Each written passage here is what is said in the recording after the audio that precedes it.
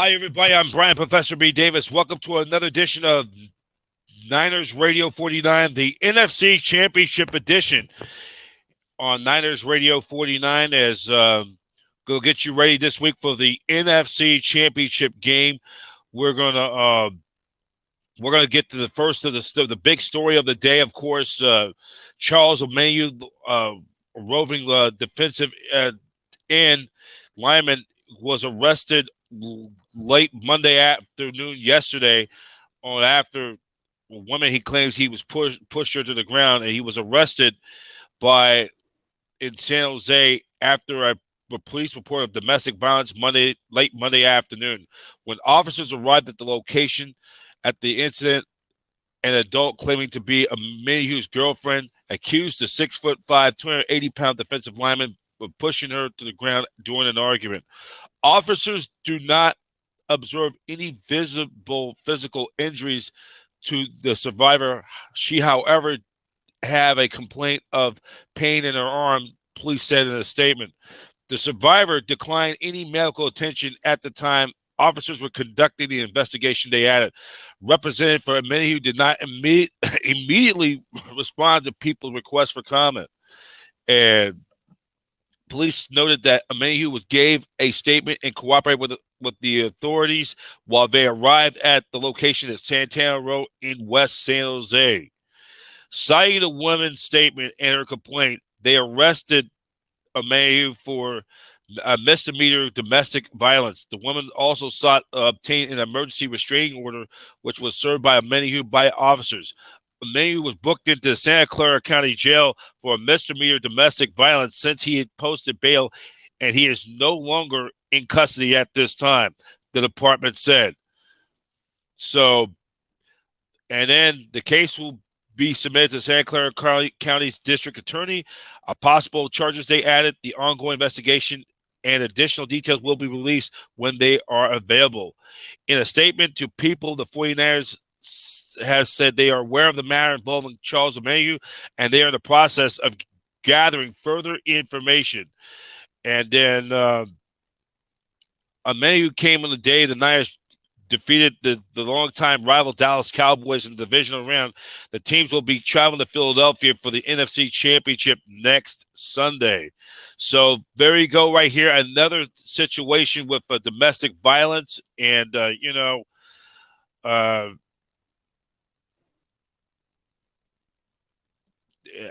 situation when it comes to domestic violence. And, that's just, just to pick at the worst inopportune time to do this, doing where the team is getting ready for a right to, or in the NFC Championship game for the second year in a row, whether are now just one victory away from advancing to the Super Bowl. And then you have these distractions. And this has been not the first time, of course, the Niners had to go through these kind of controversy with off-field issues and regarding the domestic violence. The whole thing with Aldon Smith, with his behavior, getting drunk in public, getting into threatening people, cost him really, that, or when Ray McDonald, when he pushed his pregnant girlfriend or wife or whatever, and the Niners cut ties with him. And then the thing with Bruce Miller, though, too. I have to, and then with more recent with Reuben Foster, you have to, John Lynch and Kyle Shanahan, I got to give them credit for really changing that. They're not going to have, none of their players will have zero tolerance when it comes to domestic violence and, domestic violence and issues like that. And that's just, really, we don't know what happened in that situation. We don't know what happened. Omenihu is innocent until proven guilty in the court of law. So he'll get a chance to speak. And we don't know what happened. So we just don't want to speculate. But, it's those situations when you're in a relationship with somebody, when things can get escalate. And I think the best thing, is we don't know what happened, but, and I'm an advocate that you should never put no hands on no female, no matter how ugly they are. If they're being and if they're being, I think the best thing is if it gets to the extreme where she's trying to challenge the end of if being challenged or something, or individually, if the ones who like the story try to challenge them to a fight or something. I think the best thing is to do just walk away, do not retaliate. Like I said, I don't condone violence. I don't, nor less, don't even condone. No man should be putting their hands on a female, and our thoughts and prayers that that this thing could get it this thing could get straightened out and get and get straightened out quickly as soon as possible. This is a big game, a shot for the Niners to, who are in the NFC Championship game for the second year in a row, with a chance to earn a spot into the Super Bowl coming up in Arizona a little less than 3 weeks' time. So this is the last thing that the 49ers, or for Niner fans, that they want to have this kind of a distraction leading up to the big game. A lot of pressure for Kyle Shanahan, who have had a reputation of can't winning the big one. Couldn't, what happened at Atlanta when he was the offensive coordinator, when they blew that 28-3 lead against the Patriots in the Super Bowl some 6 years ago. And then more recently, the Niners had that 10-point lead in the fourth quarter. And the Niners were like, 6.5 minutes away from winning their sixth Super Bowl. It didn't happen. And then last year, being up 17-7 in the fourth quarter, I think it was Jakarski dropped a routine interception, which that would have pretty much put the Niners in great position of winning that game. And then they end up losing the NFC Championship to the Rams. And now this mess, with somebody, we don't, like I said, I don't condone violence, nor less I totally don't condone putting a hand on a female. But in situations like that, when it can get escalate, the best thing is to do is just ignore and just walk the other way, just to play it safe. And Omenihu, he'll get his say when the time is coming. Now, what's his status is going to be for this Sunday's important NFC Championship game, we don't know. I will say this: Kyle Shanahan and John Lynch have put their foot down that they will not tolerate any kind of domestic violence behavior towards women. Any kind of off-field issues behavior will not be tolerated. And we've seen it with Reuben Foster when he did what he did. John Lynch let him go. This was like 4 years ago. And I look back and put it in perspective what has happened to Reuben Foster since he left. I don't think he's not in the league anymore. So let me just pull this up, though. I'm going to pull this up, and it just has been downhill ever since. He only lasted for 4 years in the league, and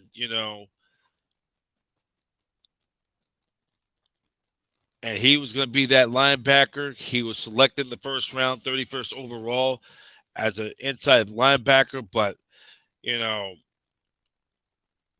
But Foster in 2018, on July 3rd, he was suspended for 2 games for violating the league's personal conduct policy, stemming from a weapons offense and a misdemeanor drug offense, following another arrest of domestic violence on November 24th, 2018. Foster was released by the 49ers. Head coach Kyle Shanahan stated that the decision was made after the arrest of the previous issues, and stated that very hard to trust. And I have to agree with Kyle, and I think Kyle and John Lynch, hey, they had to hold their ground and say, hey, this kind of stuff is unacceptable. It's unacceptable. We don't know what happened with Omenihu.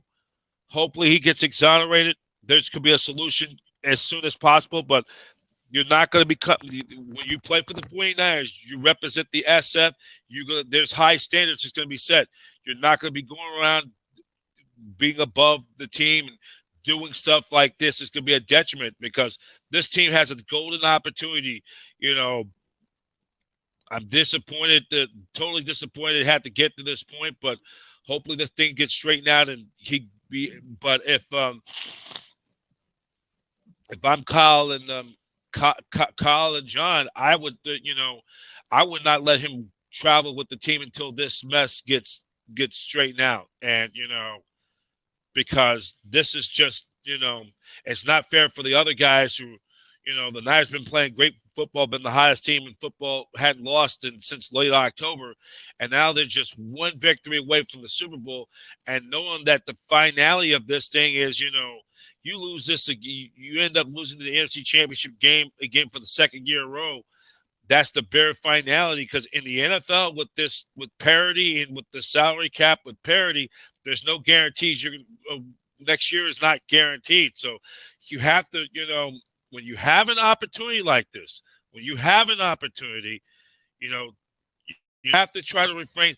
Don't get caught up in the mess, or if there's a situation where you gotta take, you don't want to, try to, refrain or avoid getting any kind of conflicts. If the individual wants to strike first and you're trying to be the pacemaker, the best thing is to walk away, because a lot of women, and I'm against domestic violence, and the best, or the aggressor likes to strike first, but we don't know what's going to end up happening. This is speculation.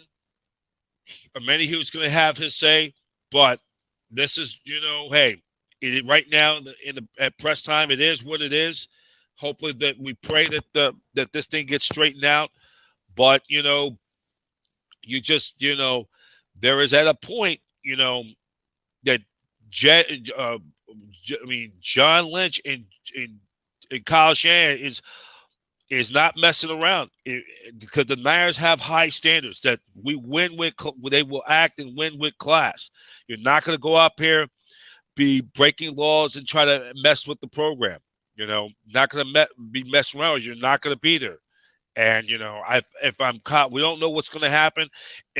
I think you may have to let him sit this one out until this mess gets straightened out. And hopefully that this gets straightened out.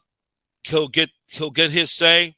You don't want to have a distraction leading up to the NFC Championship game. And when you have these windows of opportunity, you need to take full advantage of it, because you don't. It's a very fragile thing. It's a very fragile thing. If you don't take care of it, you don't seize that opportunity, it's going to go. It's going to be gone, because you don't know what's going to happen next year. We know it. After they lost to the Chiefs in that Super Bowl 3 years ago, the following year, the Niners ended up winning only 6 games in that bizarre COVID year, and then having forced to have their final 3 or 4 games be played outside the Bay Area down in Arizona. So we just got to pray and hope for the best, prepare for the worst, and hopefully for the best, and be optimistic that we don't know what happened. They could, and by the way, the police department have him. He has a restraining order as well. So let's just give you on the docket what's going on for this coming week. Niners and Eagles, that will be a 12 noon Pacific on the West Coast. They'll be the first game. That game will be on Fox. That will be on Fox. That's the first game, 12 noon Pacific. Niners and Eagles at Lincoln Financial Field in Philadelphia. The winner of this game earns their trip to Super Bowl 57. That will be on February the 12th. Fox is also the exclusive network home of Super Bowl 57 in Glendale, Arizona. So just also will remind you, let me just to remind you, just to remind you that coming up will be the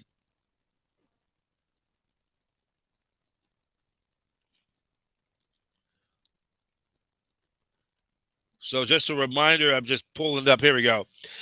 For Niner fans who are heading to Philadelphia, the Faithful Boulevard will be the 408 chapters will be heading out to the city of brotherly love.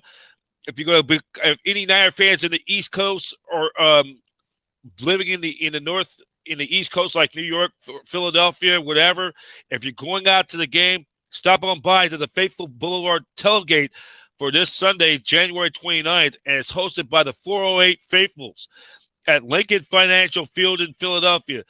Unlimited wristbands are available for $30. So when you get your wristband for $30, they give you all the food and drink you want. There may be some Philly cheesesteaks and some tasty cakes as well. So if you are going to the game, if you want to come to the tailgate, go to, it's a $30 wristband, Vimo at Abel Rudea-1. That's Vimo R Abel Rudea-1. Should be a great tailgate. And by the way, shout out to the 49er Empire Row Faithful Boulevard for all the festivities, pregame festivities throughout the entire year. And also a reminder, 49ers team store is open for the NFC Championship swag is at the team store in Santa Clara. They're open daily from Tuesday or Wednesdays through Tuesdays. And it's, I think, from 10 till about 6 p.m. And let me just take a look of the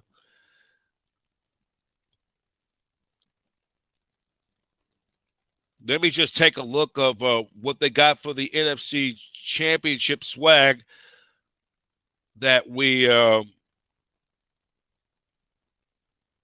so I'm just trying to find out of the NFC Championship swag that,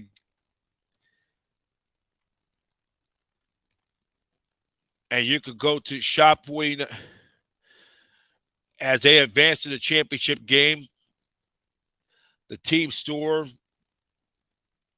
and they're open, or you can go online at shop49ers.com. That's shop49ers.com.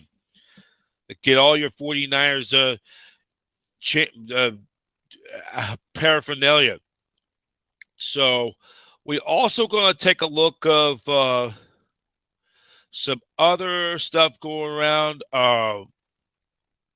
So we'll keep you up to that story for the Charles Omenihu story. Hopefully that this thing gets straightened out, resolved quickly as soon as possible. If possibility, you may have to. They may have to sit him out for this round until they get this thing straightened out because you know, they don't want this to become a distraction when you're playing a big game like this at this magnitude. The last thing you want to do is have distractions.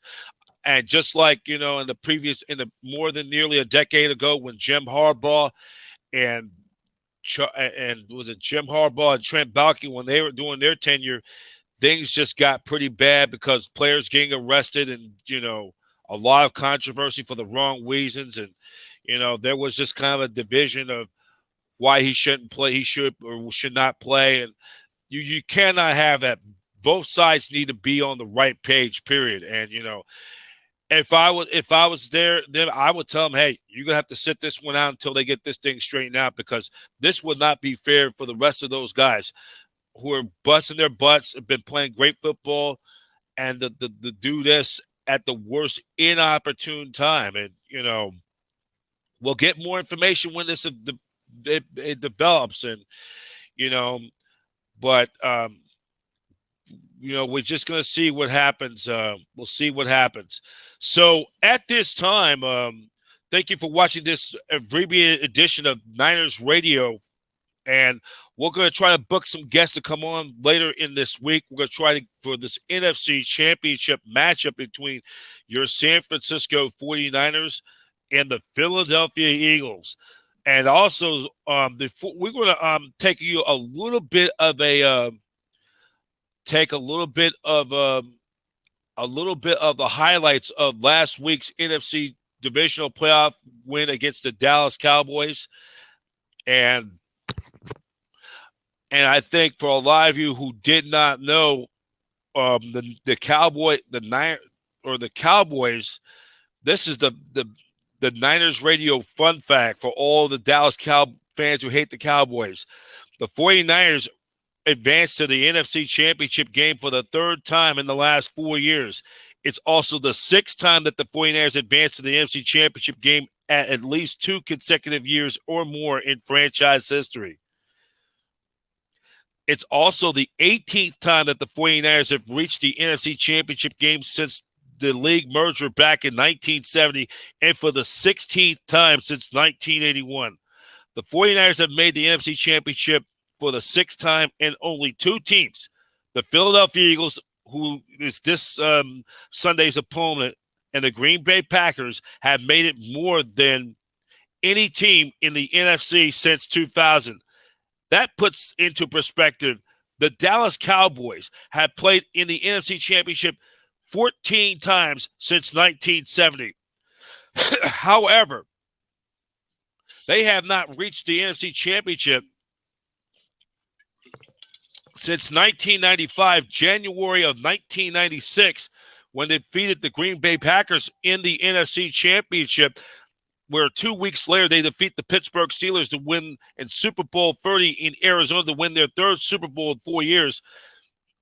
January of 96, when Bill Clinton was president, when Mayor-elect Willie Brown just about to begin his first term as mayor of San Francisco, and the number 1 hit on the Billboard Top 40 chart on the going a little pop culture was Sweet Day by Miss Mariah Carey featuring Boyz II Men. That single went 16 straight weeks as the number 1 overall hit on the pop charts from December 2nd, 1995 through March 16th, 1996. And then that song by Mariah Carey and Boyz II Men spent more weeks on the number 1 hit, 16 straight weeks, than the Dallas Cowboys' 14 NFC Championship appearances since 1970, when Mariah Carey, who was born on March 27th, 1969, was just 1 year old, where if you were born back either in 1969 or 1970, the year of the NFL-AFL merger, the Cowboys have played in more NFC championships than any team at that time, 10 times in a 13-year span between 1970 through 82, where they reached the Super Bowl 5 times, winning it all twice in the 1970s, and reaching the NFC Championship for 4 straight years from 1992 to 95, where they ended up winning the Super Bowl 3 times in 4 years to earn that claim of the team of the 90s.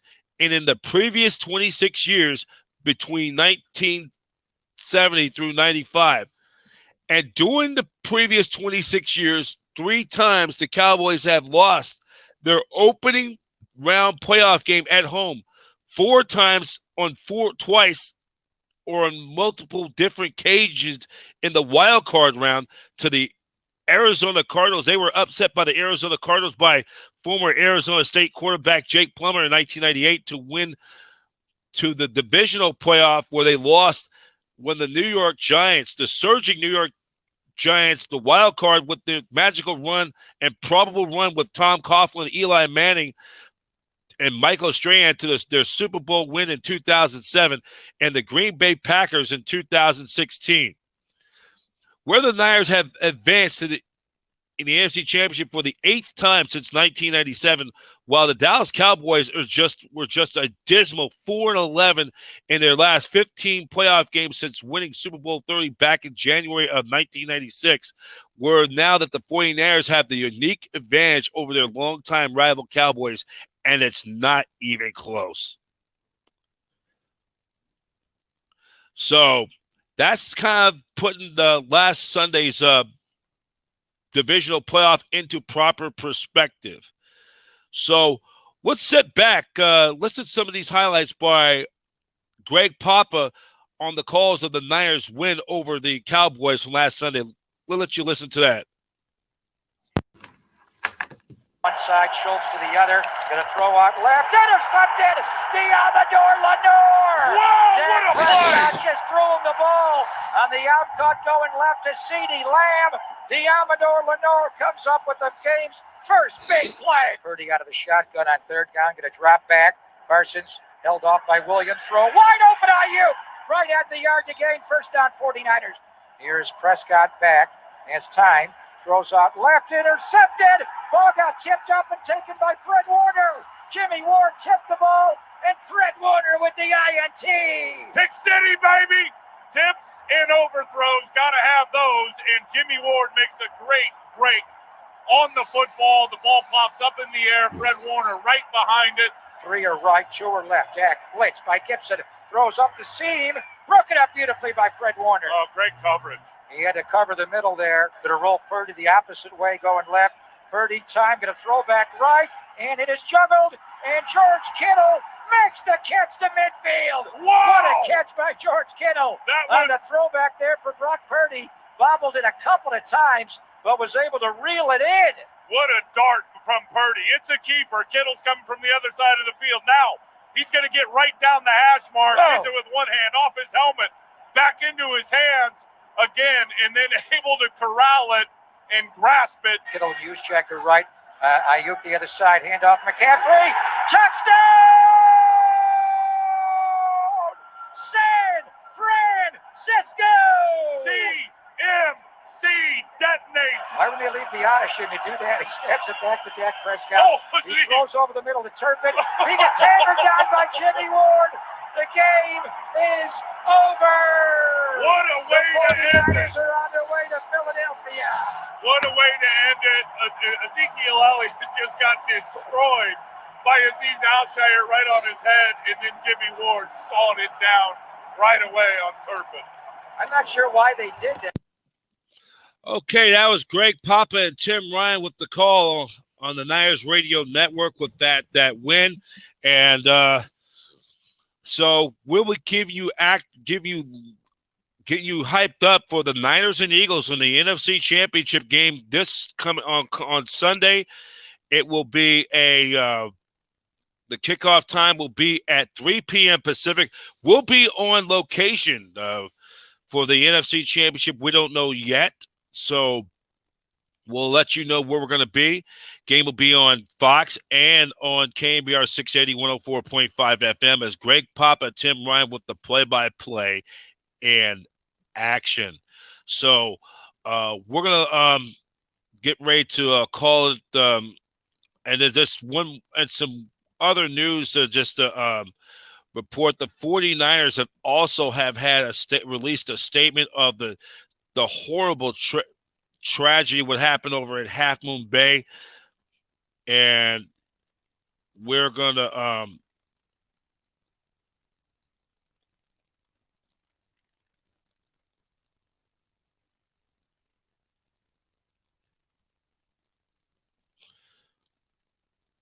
so we're just trying to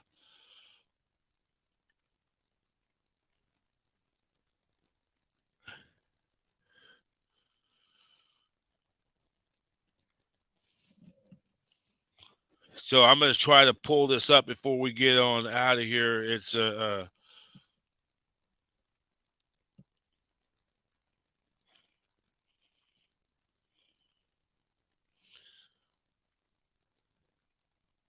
so here we go. This was before a lot of you know what happened with the horrible tragedy over in Monterey Park over in the peninsula yesterday. The San Francisco 49ers thoughts with the Monterey Park and Half Moon Bay communities as we mourn those who were killed by gun violence. We offer our deepest condolences to those affected by these senseless acts of violence. So our prayers and condolences go through for those people dealing in a rough time of that horrible ordeal, what happened on yesterday afternoon, late Monday afternoon. So that's going to do it here. I'm going to get ready to wrap it up for now. Thank you for all of you guys watching this edition of 49ers Live, Niners Radio, and presented by Zenni. Zenni, the official eyewear of your San Francisco 49ers. We'll keep you on updates of the Charles Omenihu situation. And, we'll be hearing from when Kyle Shanahan has a press conference. And like they say, next man up. And, if we'll see what they have to do, because they need to send a message that this kind of behavior, domestic violence, is not okay and will not be tolerated. So that is it from now. I'm Brad Professor B. Davis. Thank you for watching 49ers Live on Niners Radio 49. Niners Radio 49 is in association with the Satellite Digital Media News Network, your exclusive coverage of 49ers Playoff NFC Championship Edition. 49ers football, faithful in, faithful down. Go Niners!